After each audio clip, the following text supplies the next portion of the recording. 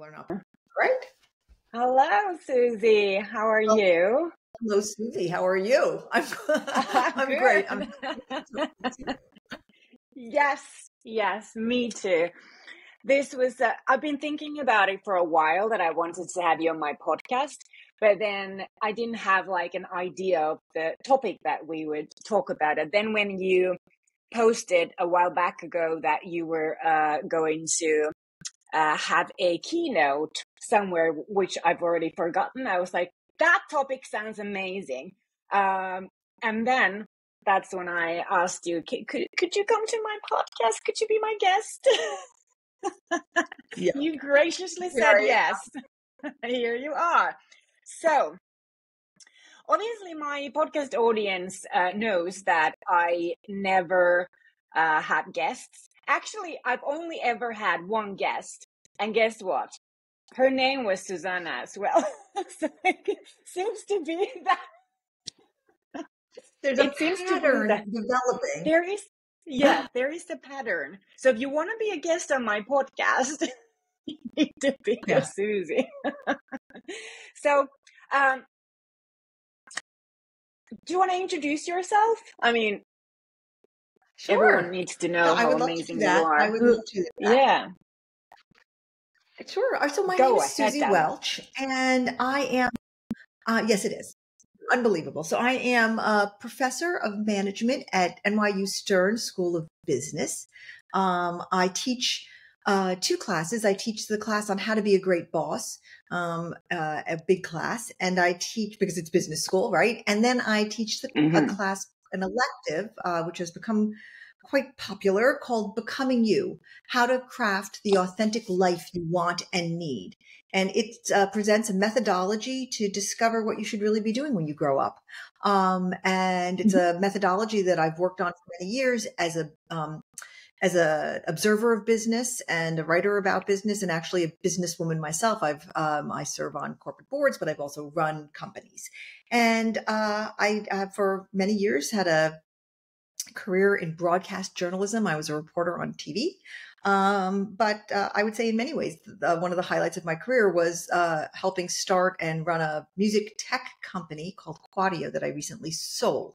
So I've kind of come at business in all different ways. And I find myself finally in the classroom teaching it. And I'm kind of loving it because, when you teach, you learn because your students are teaching you. And so it's very much happening with. I'm also actually a frequent contributor to the Wall Street Journal, where what I really end up writing about is what my students are teaching me, because I teach mainly Gen Z, obviously these young 20-somethings. And so I am learning a lot from them about the way they see the world and how different it is from how we see the world. So that's very different.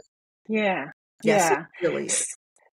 So I was thinking about the things that we have in common, in addition to obviously our names, but you and I both have this crazy love for dogs, don't we? Yes. And I spend most of my time on Instagram watching dog videos and sending them to my sister. Yeah. I mean, you would think that it's true. If you look at my Instagram feed, it's just completely dogs. Like there's no humans. Yeah. All they feed me are dogs because obviously all I'm consuming is dogs. Yeah. Exactly. Yeah. Then I know that you love art, which I do too. You are a really knowledgeable art lover, whereas I'm not that much. I just go with I like this. It speaks to me, and that's it. But yeah, you have that. You and I have that. I mean, I know a lot about art studies. Yeah. And then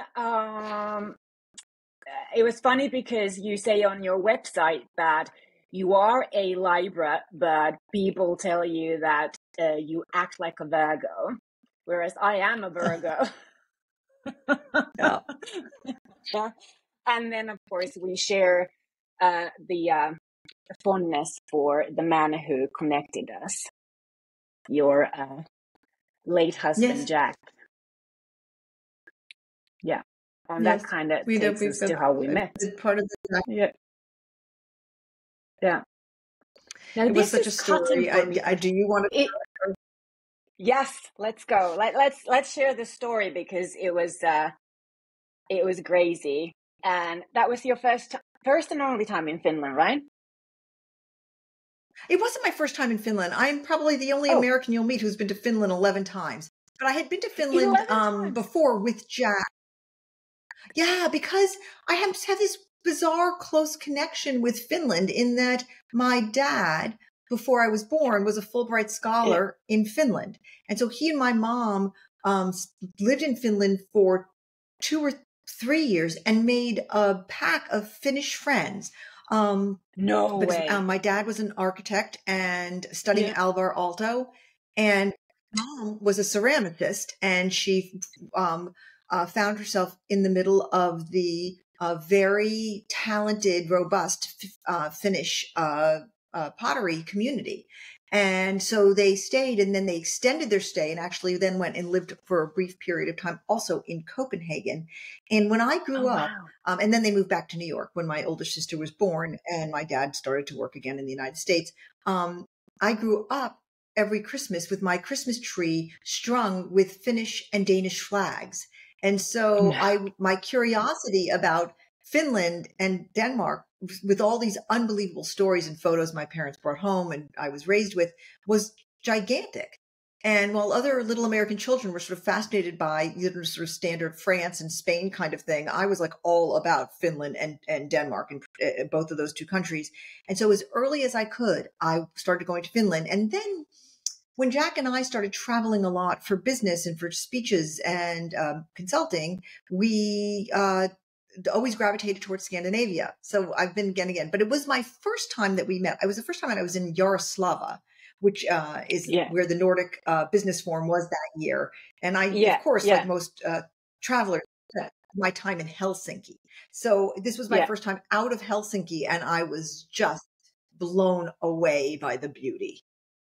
Yeah, it's Jyväskylä is a really growing. It has grown a lot because it's a university city, and that was 10 years ago when we met. So it was smaller and kind of, but it's beautiful. It's like sort of center of Finland. We have all the lakes there. The city is by a lake, and it's gorgeous.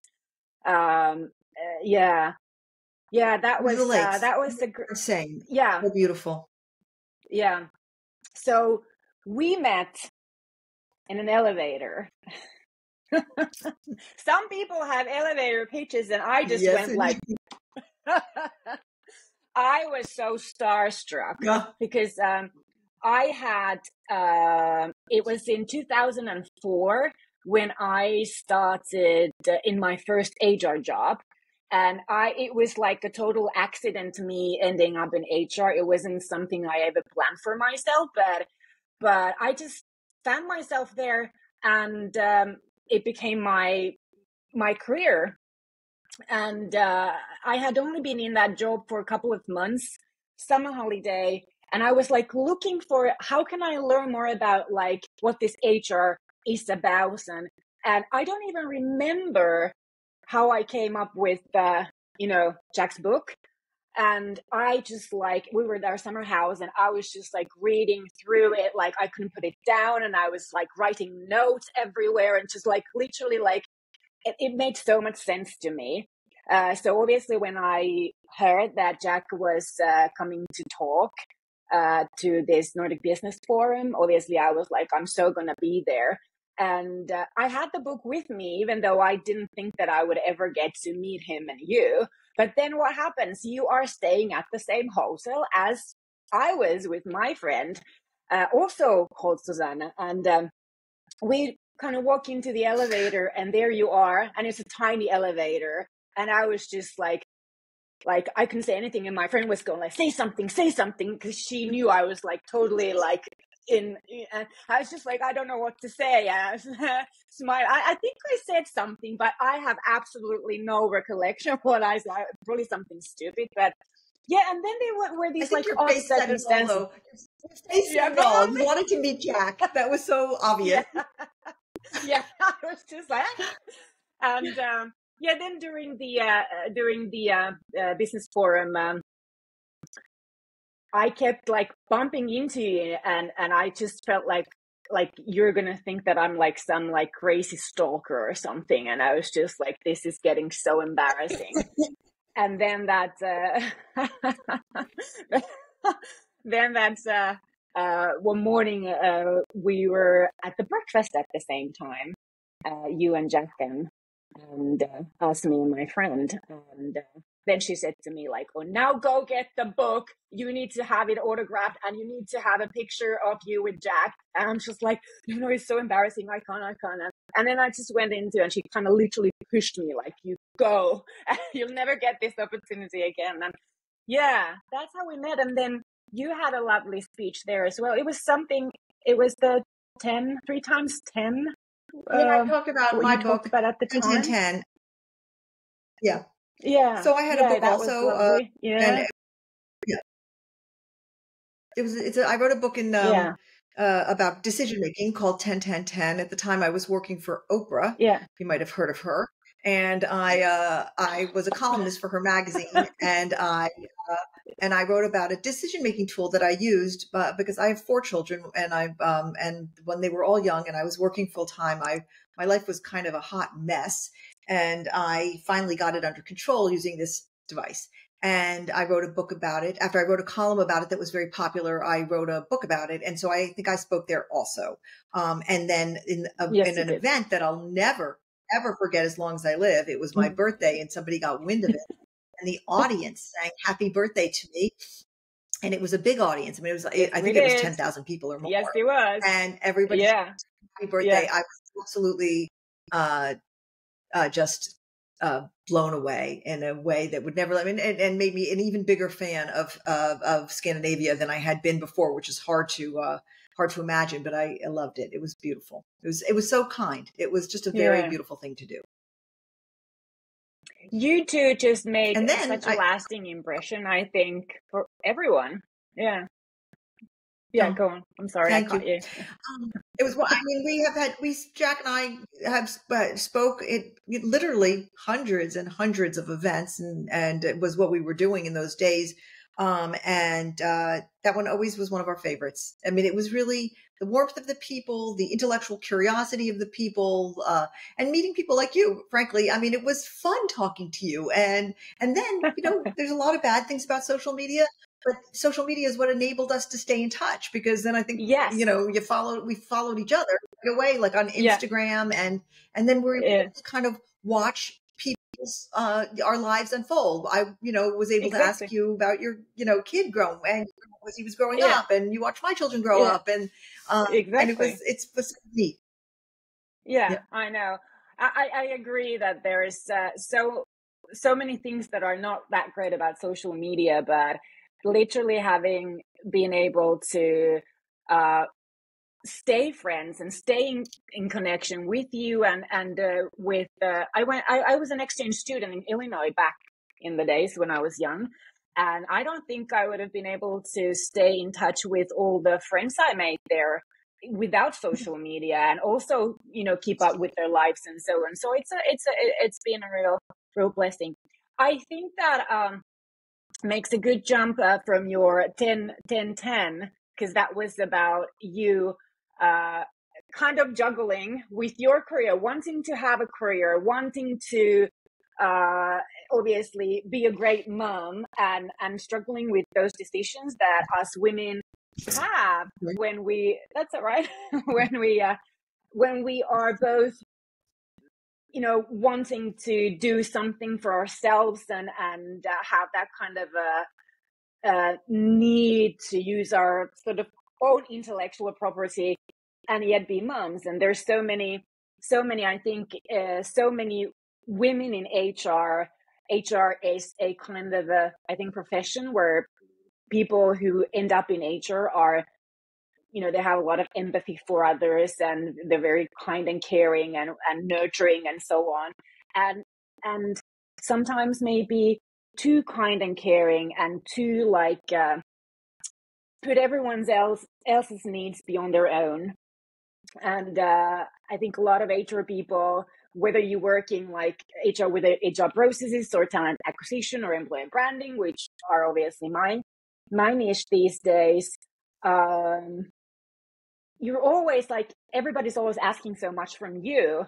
But what about you? What about you, building your career? And I know that we spoke about how like the world is quite crazy right now, and a lot of companies are laying off people. And, the job of a person who is working in talent acquisition is kind of those that we've seen already during COVID, that a lot of recruitment people were just like laid off immediately. And then, it's so you have to be, as a talent acquisition person, you have to be prepared also to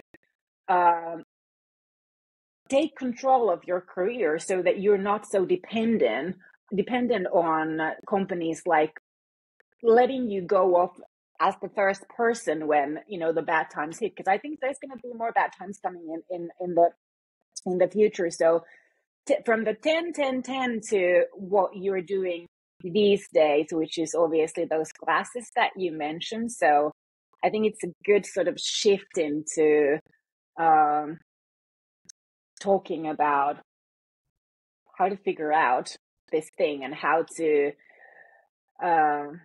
get the life you want, get the fulfillment, overcome those fears of being a bad mom if you want a career, or if you want a career, then can you have children or so. So tell me how you've done it, because you're really successful, and I know that your kids adore you. You've even worked with them. So Well, let me start by saying that what you described is kind of the gold ring, right? That you would be able to be a mom, be a partner if you've got one, and be great at work. And I would say that it's not uncommon for people to say to me, "Well, you did it," and I want to say that maybe it looks that way, but I had the same amount of blood, sweat, and tears as anyone else. There were incredibly hard days. I had kids go off the rails. I had a lot of ugly cries. I made a lot of mistakes at work in the process. And so I would say, and none of us ever get it completely right. I didn't get it completely right. I still work on it every single day. I was very lucky in many ways in that I had an incredibly good partner in my husband. He co-parented with me. And so in that way, I had the wind at my back because I had a partner, and that is not always the case. And if you're doing it alone, it's twice as hard, and maybe 10 times as hard. And I would also say I was really helped by this thing that is very kind of hard to talk about, which is that, that my kids were squares. Like I was very kind of lucky that they were nerdy, and I didn't have kids who were risk takers. And so I have a lot of wonderful friends who are fantastic parents, but the kids have got a certain makeup, and the kids are born to be, the kids are daring, they're risk takers, they're artists, they're, and they've made their parents' lives immeasurably harder. And maybe those kids will grow up to be very interesting, fabulous adults, but they brought their parents over the hot coals because they did things. And my kids just were quite square and nerdy. Like when they get together, they play cards with each other. And I mean, my friends look at me like, well, your children are just like squares. And I was like, yeah, I'm kind of a square. They would tell you, if you ask my kids about this, they would say, well, we were terrified of you, and that was what was going on, and we were just scared to death of you. And I am Sicilian by heritage. And and some of that comes out in my child rearing, in that I never bargained or negotiated with my kids. I was like really the law. I mean, if they got any kind of give on rules or anything like that, it was always from Jack. Jack was kind of squishy, like grape. And I was quite. So I would say, this is a long way of saying, I'm not an authority on this, but I am a fellow traveler. And one of the things that I've always strived for my whole life, okay, it's hard. It's hard. Okay. But everything good is hard. It's hard to be a great mom and good at work. Yeah. No generation has ever tried to do it before. And so we're the first, couple of generations to try it. And it's every single day is hard, but it has great joy. And I was a mom who at a certain point, didn't have to work anymore. And because I was married to somebody who made that possible. But I chose to keep working, and therefore I had to turn to my kids and say, yes, I could be home with you all the time, but guess what? I actually choose to go back. I want to go to work. And they hated that decision. They wanted me to be home like other moms, like my sisters stayed home with their kids, their cousins. And I had to do this very hard thing where I had to sit down with my kids and say, for everyone's mental health, but especially mine, I'm going to stay at work. Because one day you will grow up and you will leave, but I will still be here, and I am not going to sacrifice my identity for yours. And hopefully we will all come out of this with our own identities. And this was a brutally hard conversation that changed everything, because my kids had to come to terms with the fact that I was choosing to work. So, but along the way, one of the things that I was bad at that I wanted to get much better at was having a more deliberate life. Like, what I didn't like all the time and what really screwed up my life was when I was very reactive, when I was always just sort of letting life happen to me. And 10-10-10, that book, was about a decision-making process that helps you make your decisions proactively so that the decisions don't get made by your lack of decision-making, okay? That momentum takes over and a decision gets made by accident. And then Becoming You became an outgrowth of that, because Becoming You is this curriculum that I teach about deciding what you really want to do with your life, based not on the factors that usually determine what you do with your life. So here's what usually determines what you do with your days: expedience, momentum, the people around you who you love, optics, in other words, what other people think of you, and the drive for financial security. Okay. And instead, I thought, what if, what ends up happening when you let expedience, momentum, optics, other people, and financial security drive what is happening to your life, and you end up waking up at age 40 or 50 or maybe even 60, and you say, what the heck? Who stole my life? This is not what I want. And this is what you see in midlife crisis. When you see people leaving marriages because they're like, I can't take any of it. This is when you see people having mental health crises because they've actually ended up with a life that was not of their own desire or design. And so my question for myself was, what's the way out? And I developed a construct called the area of destiny, which is this construct that suggests that the place that you should live your life is in this very beautiful piece of real estate that exists at the intersection of your most deeply held personal values, what you truly believe in, how you want to live, the things that matter to you, that bring you joy, that make you feel like the most authentic version of yourself. So hold that thought in your head about, that's one sort of the thing that you've got to straighten out, is what are my values? The second sphere is what you're actually good at.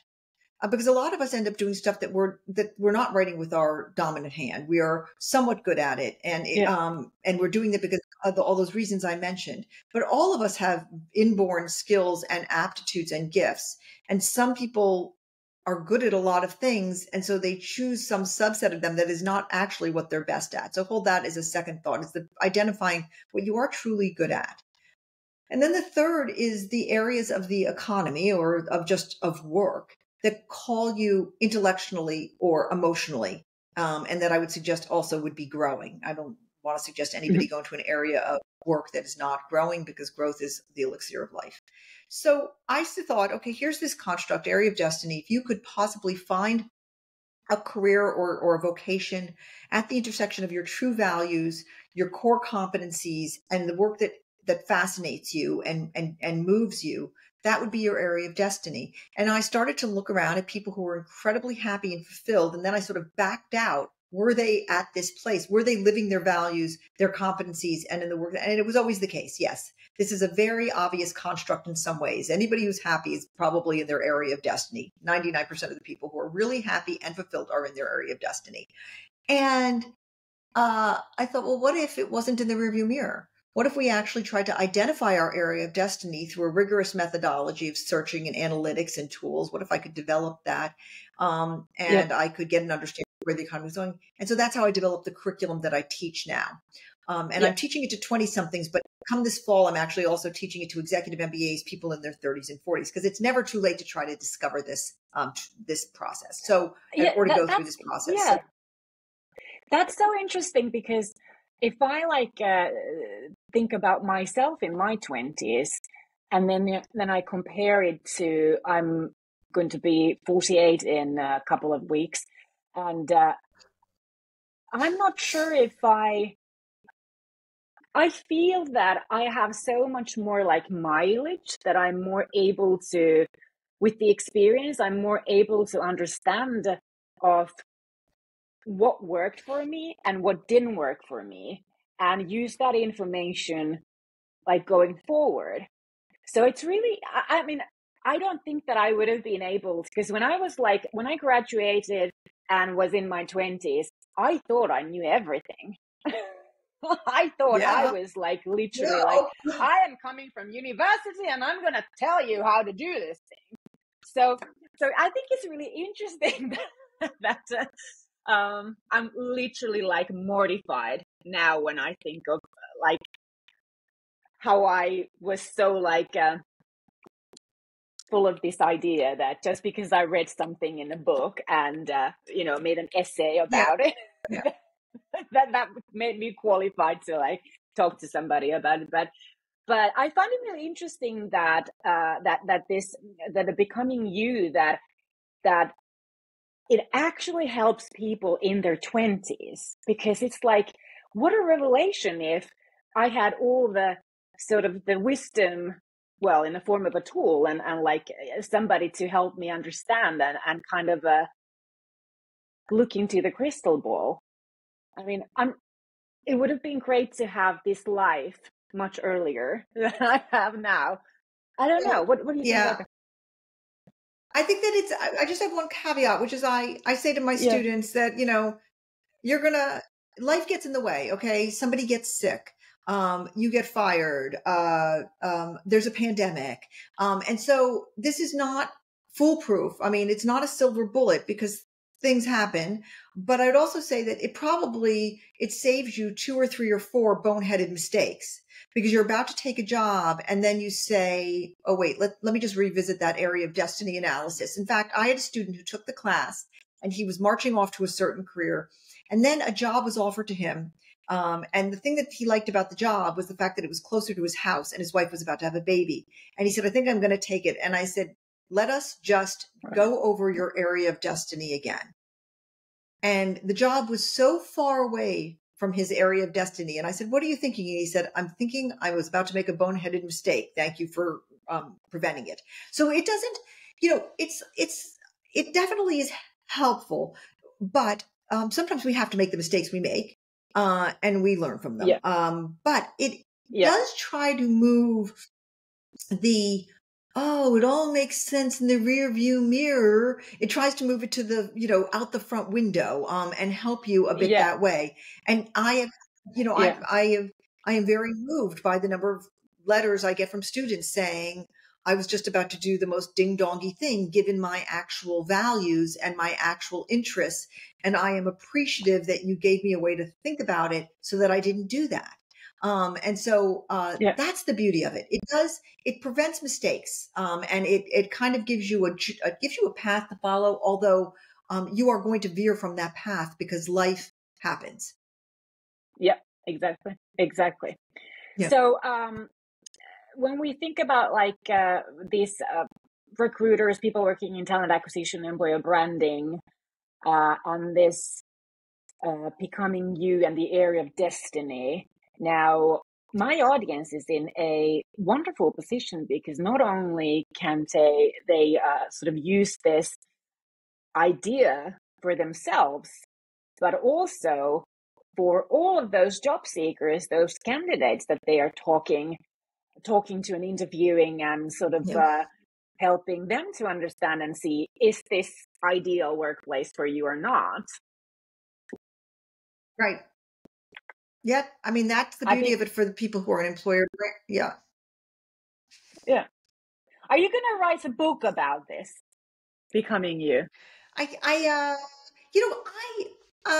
This is certainly a question that gets asked a lot, and I have mixed feelings about it because I could write about it, but it's really an interactive experience, right? Mm-hmm. It's a little Mm-hmm. like I could write about. I mean, and I've written and I've done plenty of videos about it and so forth, sort of trying to walk people Yeah. through it. But I have noticed the magic of it happens in person. When I am doing it Right. with people, or I've not Right. seen it done with other people, but I've definitely seen, it would be possible for somebody else to facilitate this process. And I'm actually, to tell you the truth, more interested in sort of doing, like kind of workshops on it, like having a Mm-hmm. kind of becoming you kind of conferences where we break out in groups and do it and that kind of thing. It's really kind of a live experience because you often learn a lot from the people you're doing it with. Like in my Yeah. classroom setting, I see my students push each other and ask each other questions and so forth. And I'm not, I think maybe a book is in the, I know my editor would like me to write a book about it. But I love it. And I'm actually recently just going into companies teaching it because, sort of word is kind of out about this. And two companies in New York City, two big banks have recently hired me to come in and do it with their teams. And I love that idea because I know that, it's pretty hard to do this alone. It's pretty Yeah. hard to be your own, to do the process and sort of moderate it on your own. It can be done, but Yeah. I think it's really good to do it with others. Yeah, you need the kind of a mirror also. And even Yeah. though I say that Miro is maybe my greatest teacher, especially as an employer, uh, it Yeah. gets you're only kind of feeding yourself. You need the feedback from others as well and the perspectives from others as well. I like the idea of becoming new conferences and workshops and things like that. So I'm going to I'm going to I'm going to encourage you to to think about that because All right. we I can't just have, be we can't all be your students. We can't all get into Stern Business School and become your students. So right. I don't know the solution. I'm looking for a business partner to help me actually think about how I could do this and sort of yeah. expand the reach of the process. And I because I've seen it change lives, and that feels really Mm-hmm. great. And so I don't. This is a bit. If one of your wonderful listeners has an idea about how this could become a business, I would love to hear from them. And you can find me on LinkedIn, right? And tell me because my feeling is this is going to sound dreadful, but I can't build the plane and fly it at the same time. So I would like Yeah, to I know. figure out. So I need a partner, and I don't have that partner yet, to be honest. So Yeah, yeah, I'm I know. loving teaching about it, and I can't figure out a way to get it out there also. So, I spent this morning, working on a lecture for my class on how to become a great boss.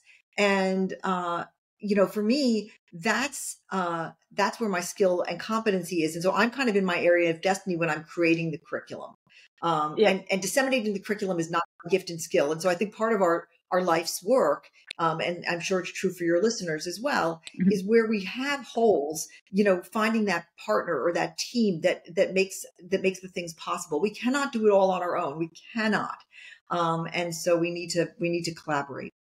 Yeah, I think that really resonates with me because I am such a nerd and an introvert myself that I often find myself trying to figure everything out on my own. And one of my friends, who is also a professor at the Aalto University in Helsinki, and a very experienced businessman, and he's been telling me for years that you need to ask for help. Ask me to help you. I am Right. available. And I'm like, but I don't want to bother you.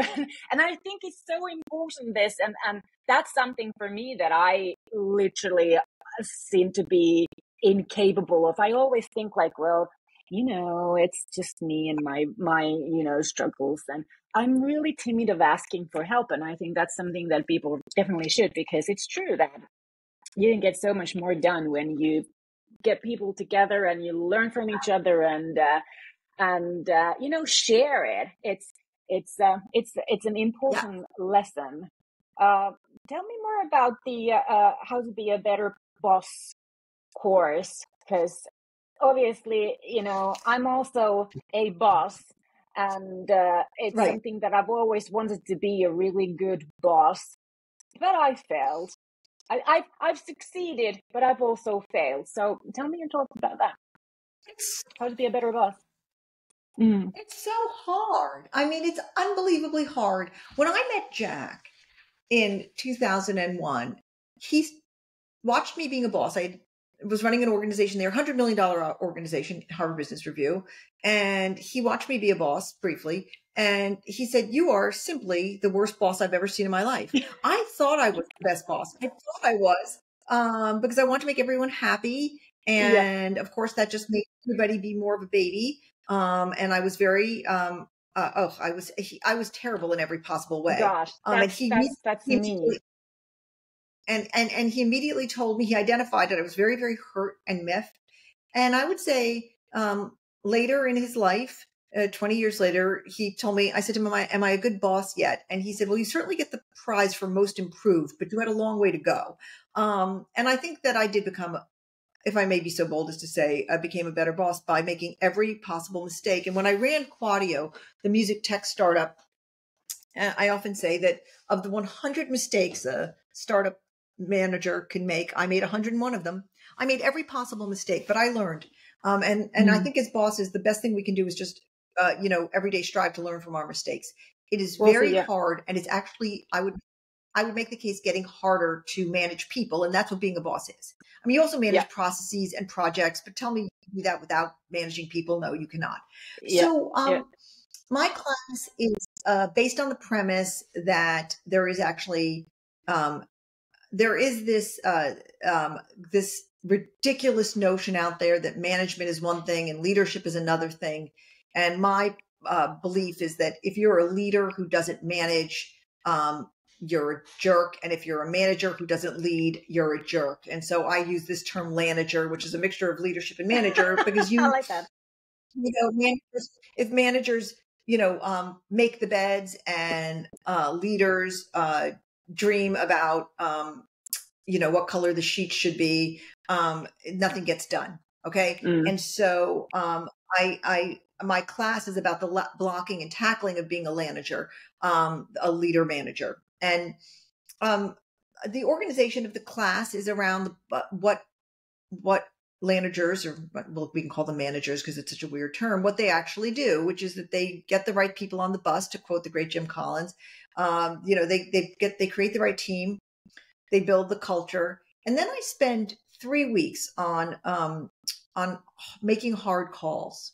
Because at the end of the day, the bulk of what you do as a manager is you make hard calls. You make important decisions with limited information. And I spend one of those lectures on managing hard people, because that's another thing that you spend a huge amount of time. So it's hard calls, which is making difficult decisions with limited information and managing difficult people. Because what ends up happening, one thing you really discover very quickly as a boss, is that your top performers are not always your nicest people. Yeah. Your best performers are not always the people who play the best with others. Okay. And sometimes you have people who are marvelous team players, they collaborate, and they're just not your best performers.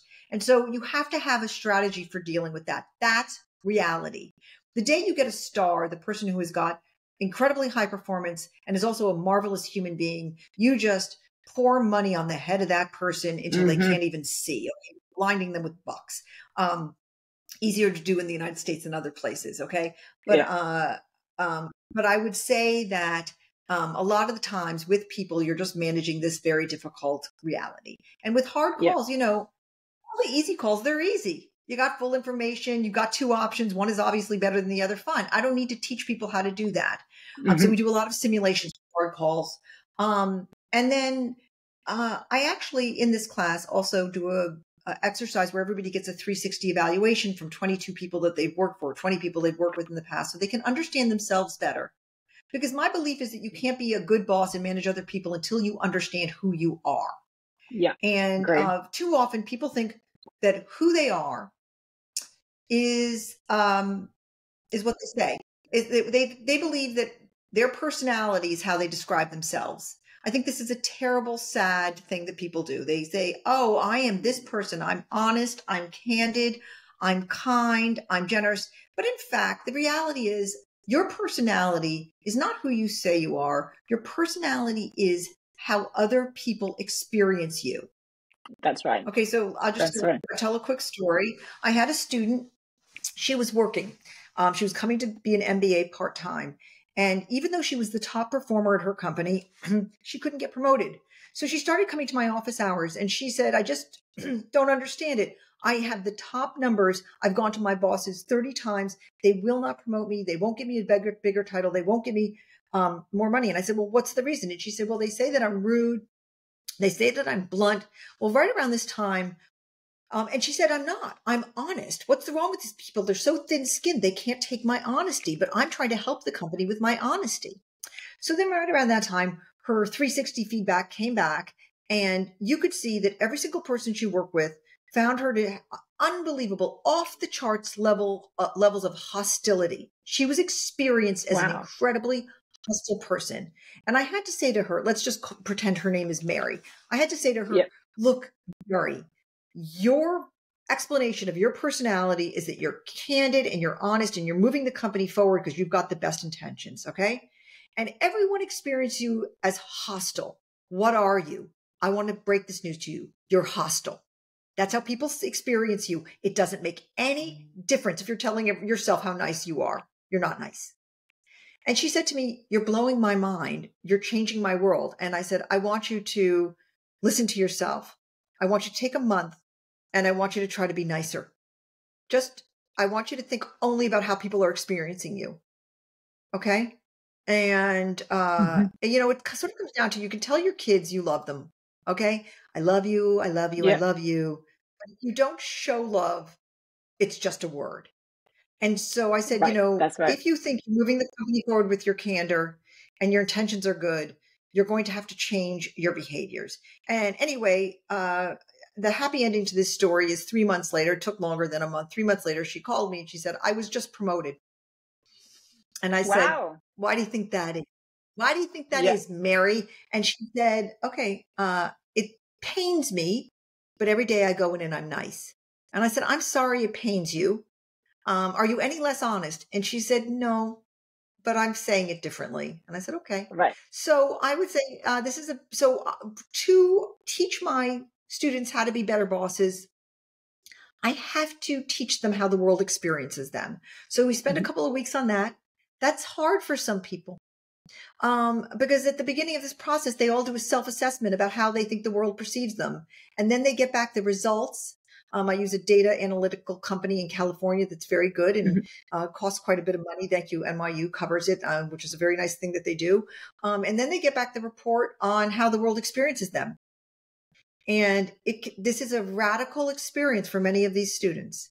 It's life-changing. I can imagine. And one of the good things is that I go through it with them. I put up my results. I show them how I thought I am, and so at least they are seeing my pain also, because it's never perfect. So that's also what I teach. And then at the end, I have my students write manifestos about what kind of manager they want to be. It's very important this is the last thing I'll say. It's very important to know what kind of manager you want to be.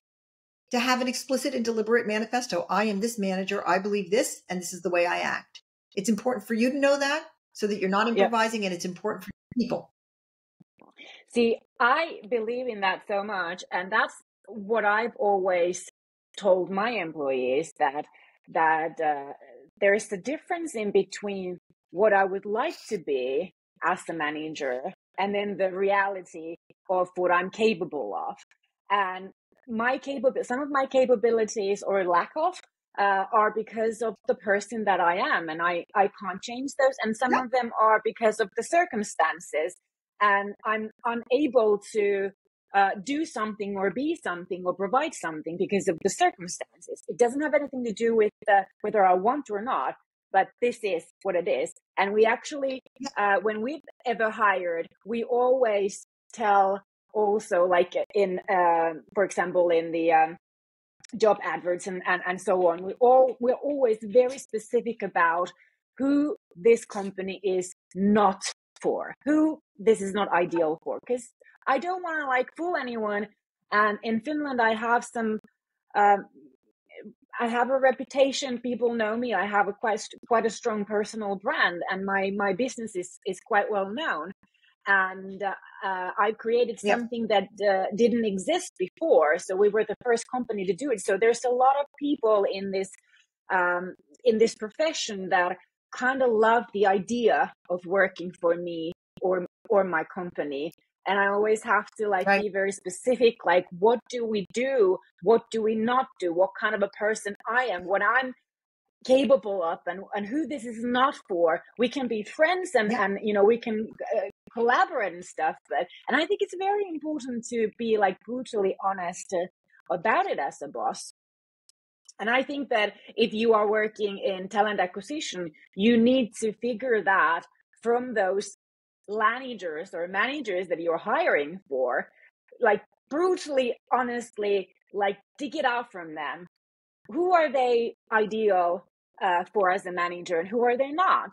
Because at the end of the day, it's not really about the work that you're doing or the skills that you have. It's who you're doing it with. And if it doesn't work, it doesn't mean that you're a bad person or your boss is a bad person or the company is a bad company. It's just like, your stars are not aligned. You're better off apart. So I think You're making a fantastic.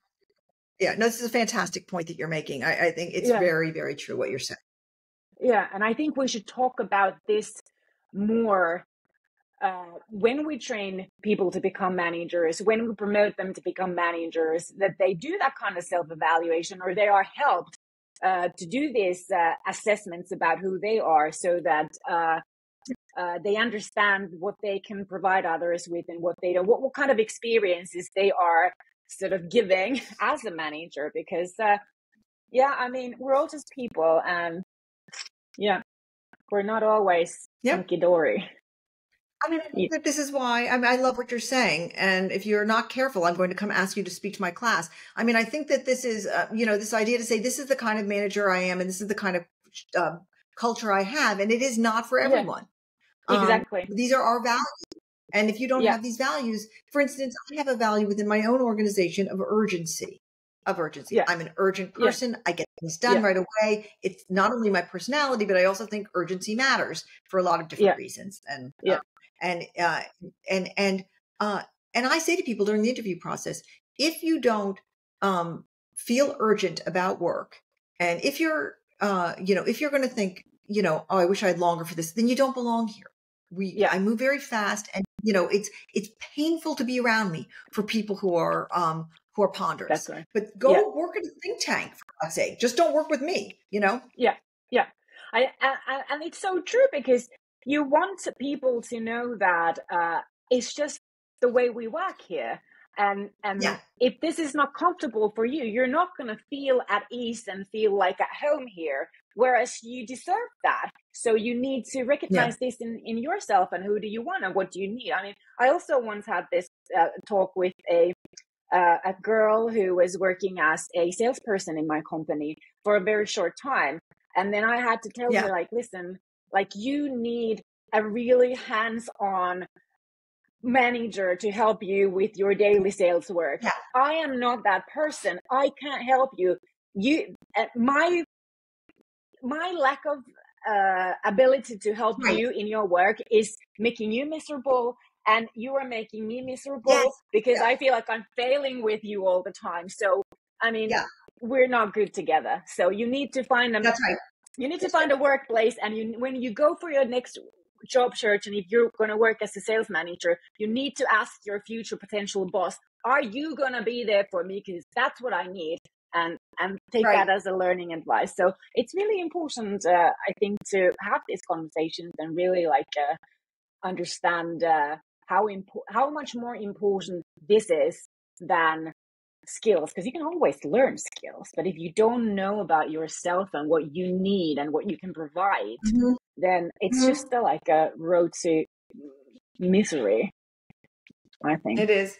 It is. Yeah. It totally is. And I think it's so right I think the advice you gave that woman was brilliant, which is like, okay, we know this about you now. You need somebody who is sort of shoulder to shoulder with you. Go find that job and that manager. I mean, I myself, one of the hardest things I ever had to do was to teach people how to write. So I'm a writer by trade and I do a ton of writing. But then when I became the editor of the Harvard Business Review, I had to teach or help people learn how to be better writers. I didn't really have that skill. I didn't have it. And and so I started doing everybody's work for them. I started to just do everybody's writing for them because it was just faster. It was more efficient. Instead of sort of teaching them how to be better, I would just take their pieces and I was enervating everybody. I was making them all sad. They weren't able to do their work because I was doing it all for them. And I had a good enough boss who was able to say to me, you got to stop doing that, Suzy. You got to get into their brains and you got to sit there. And I had to kind of teach myself how to teach people to write. And at beginning, it was agonizing. Then I had a few test cases where it actually became gratifying. And then I was off to the races. And now I do that. But I have to constantly remind myself that even though it would be just so much easier for me to do all the writing myself, in the long run, that's very inefficient. So in the short run, it's super efficient and I have to do the hard work. So I feel for you. And you've got to know what kind of boss you are to be a boss. You cannot, and getting the title doesn't make you a boss. Just like owning a piano does not make you a pianist, or having a baby doesn't make you a good mom. Okay. Being a boss, getting the title does not make you a good boss. Yeah. And I hope that managers are not promoting their best employees to become bosses just because they're best in their sort of day-to-day work. I would hope, it happens all the time and it drives me crazy. I wish people would understand that becoming a boss is a service job. It's like you are there to enable others to shine. And if that's not your passion, if you don't want to become great in that area, then it's not your thing. Shine by yourself in what you're doing right now. But I have to say this also, the most of the work that we do is literally writing as well. And I have so done that's what you say, like rewriting my employees' copy text and articles for them because it's faster. And I've really had to be conscious about giving them advice and not they're never going to learn if I rewrite it. And once a long time ago, one of my employees told me Susanna, this is not my text anymore. This is your text. And I was like, that's right. That's right. And you're going to just, And that was, I still feel really bad that I made her feel. I know it. I know it. Yeah. But it's life is a learning lesson. Yeah. Right. Listen, I always say that every time you make a mistake, just file it under the Wisdom Project. It's like it's. Yeah. That's a good way to say it. Yeah. Yeah. Oh, I've got a massive wisdom project. It's so big that I know. I do too. But it's actually, it's you're not lying to yourself. You're not lying to yourself. I always say that the path to wisdom is paved with ugly cries. You make so many mistakes on the way to wisdom, and then and once you have some kind of, I'm 63, so I kind of feel like I got some wisdom coming on. But it doesn't inure me from sometimes making mistakes. I still do it. I catch them earlier though. That's kind of the beauty of being older. It's like, you don't stop making mistakes. You catch them earlier. That's true, because you're so more, you have especially if you've been kind of reflecting your behavior and if you're assessing yourself regularly, like I am, trying to learn about myself and learn about my mistakes, you start to notice patterns in your behavior and as you said, catch them early, not necessarily always be able to avoid them, but then you're painfully aware that I'm going to screw up. Yeah. Yeah. All righty. We're coming to the end of our podcast episode time. I could talk to you forever. you're just such an No, inspiring person. You're like, yeah, we have a you're mutual someone I fan look club. up to. Oh, same. Same. I really look up to you. I love and admire you, and I think what you've done with your business and the way you've helped other people is astonishing. And I'm really Thank you. I'm so happy we met in that elevator. I can't tell I you. know. I know. Me too. Me too. So, if people want to know more about your work and stuff, how can they find you? Okay. Well, LinkedIn is sort of my place. Yeah. Follow me on LinkedIn. I publish on LinkedIn all the time. I have a newsletter there also. I think that's the best place. You can follow me on Instagram if you'd like to see pictures of my dogs. And I put up a lot of reels where I sort of give advice every day. So I Yes, you think do. Instagram and LinkedIn are the ways to stay in touch with me. And Yeah. I'd love to hear from you. I really would. It's a great joy of my work is hearing from people. So feel Lovely. free. Lovely. Lovely. So, thank you, Suzy, for this amazing nearly an hour that you graciously gave to my audience. I know that they are very appreciative as well, like I am. So, hopefully, we get to talk to each other soon again. But Uh,